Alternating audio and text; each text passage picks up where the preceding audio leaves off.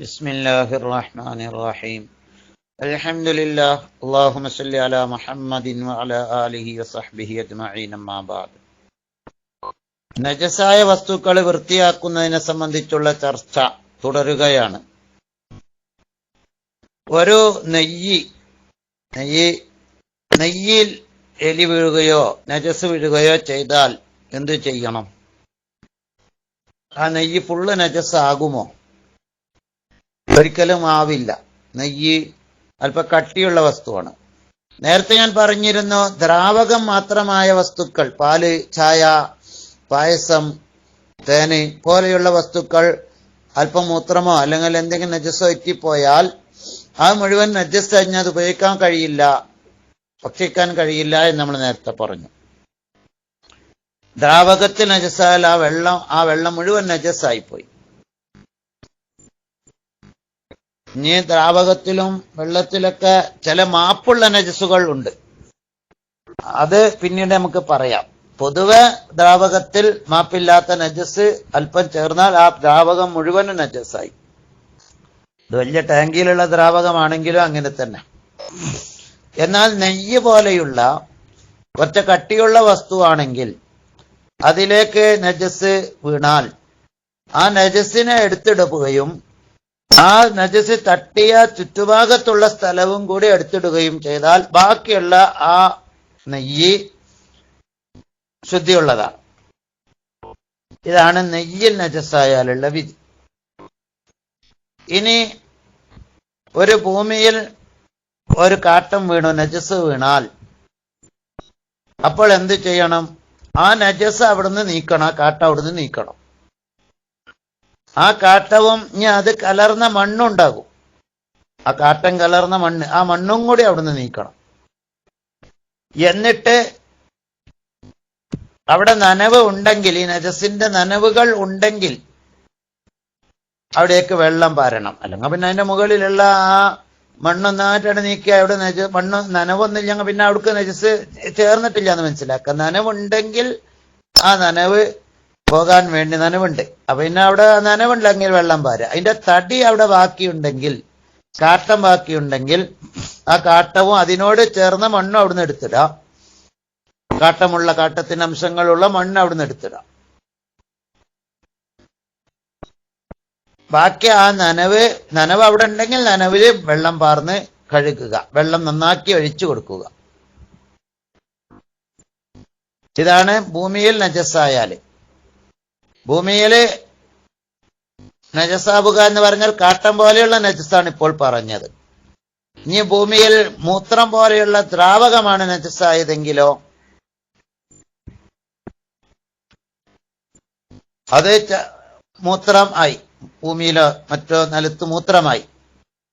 ആ മൂത്രത്തിന്റെ അംശങ്ങൾ ഇങ്ങനെ കെട്ടി നിൽക്കുന്നുണ്ടെങ്കിൽ, വെള്ളം കെട്ടി നിൽക്കുന്നുണ്ടെങ്കിൽ, കുടിച്ചിട്ടില്ലെങ്കിൽ അത് അവിടുന്ന് നീക്കണം. ആ അംശങ്ങൾ അവിടുന്ന് തുടച്ച് നീക്കണം. ഇപ്പോ നമ്മളെ വീട്ടിലോ എവിടെയാണെങ്കിലും നിലത്ത് നജസായാൽ, ആ മൂത്രമായാൽ ആ മൂത്രം അവിടുന്ന് തുടച്ച് നീക്കി ആ ശീല പുറത്ത് കൊണ്ടുപോയി വെള്ളം ഒഴിച്ച് കഴുകണം.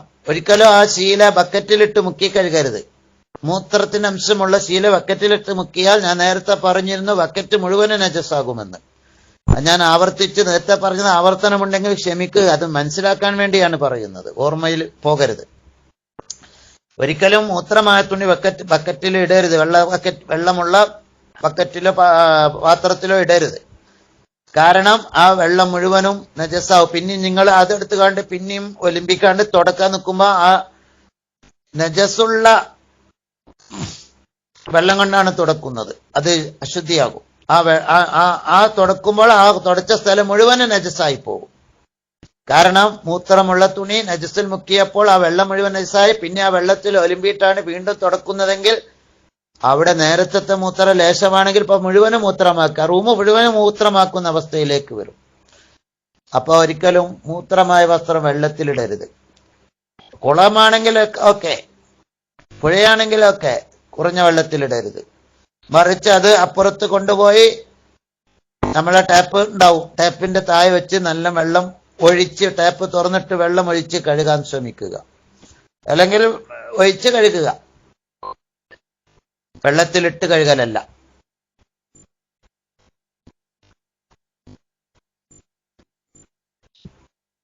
അപ്പൊ ഞാൻ പറഞ്ഞത്, മൂത്രം ഉണ്ടെങ്കിൽ, മൂത്രത്തിന്റെ അംശം, വെള്ളത്തിന്റെ അംശമുണ്ടെങ്കിൽ, മൂത്രത്തിന്റെ അംശം നിലത്തുണ്ടെങ്കിൽ ആ മൂത്രം അവിടുന്ന് തുടച്ച് മാറ്റി ഒഴിവാക്കി ആ ശീല പുറത്തു കൊണ്ടുപോയി നല്ല ഒഴിച്ച് കഴുകുക, വെള്ളം ഒഴിച്ച് കഴുകി വൃത്തിയാക്കുക. അപ്പൊ മൂത്രത്തിന്റെ അംശമൊക്കെ പോയി, ആ മൂത്രത്തിന്റെ അംശങ്ങൾ പോയി. ഇനി നനവുണ്ടാവും, നിലത്ത് ചിലപ്പോൾ നനവുണ്ടാകാം, അല്ലെങ്കിൽ ഉണങ്ങിയിട്ടുണ്ടാകാം. എന്തായാലും നനവുണ്ടെങ്കിൽ പ്രത്യേകിച്ച് ശ്രദ്ധിക്കാനുള്ളത്, ആ നനവ് അവിടെ രുചി, നിറം, വാസനയുണ്ടെങ്കിൽ, നിറം, രുചി, വാസന നിലത്തിങ്ങനെ ഉണ്ടെങ്കിൽ അത് വൃത്തിയാകുന്നത് വരെ, രുചിയും നിറവും വാസനയും അവിടുന്ന് പോകുന്നത് വരെ വൃത്തിയാക്കണം. ഒരു വട്ട വെള്ളം വരാവുന്നതല്ല. നിറം പോകണം, രുചിയുണ്ടെങ്കിൽ രുചി പോകണം, വാസന പോകണം. ഇത് മൂന്നും പോകുന്നത് വരെ പോയാൽ മാത്രമേ ആ നിലം വൃത്തിയായി എന്ന് പറയാൻ പറ്റൂ. അത് ശ്രദ്ധിക്കണം. അപ്പൊ നല്ല കഴുകുന്നത് ഇടക്കിടക്ക് കഴുകി കൊടുക്കുക നമ്മളെ വീടുകളൊക്കെ. റഹ്മത്തിന്റെ മലക്കുകൾ നജസ്സും ചീത്ത വാസനയുള്ള വീട്ടിലേക്ക് അടുക്കുകയില്ല എന്ന് കാണാം. അതുകൊണ്ട് നല്ല നല്ല സുഗന്ധപൂരിതമായ വീടാവട്ടെ. ഈ കാര്യങ്ങളാണ് നിലം നജസാകുമ്പോൾ ഒക്കെ നമ്മൾ ശ്രദ്ധിക്കേണ്ട കാര്യങ്ങൾ എന്ന് ഓർമ്മപ്പെടുത്തുന്നു. അള്ളാഹു കൂടുതൽ വിജ്ഞാനങ്ങൾ നമുക്ക് നൽകട്ടെ. അസ്സലാമു അലൈക്കും.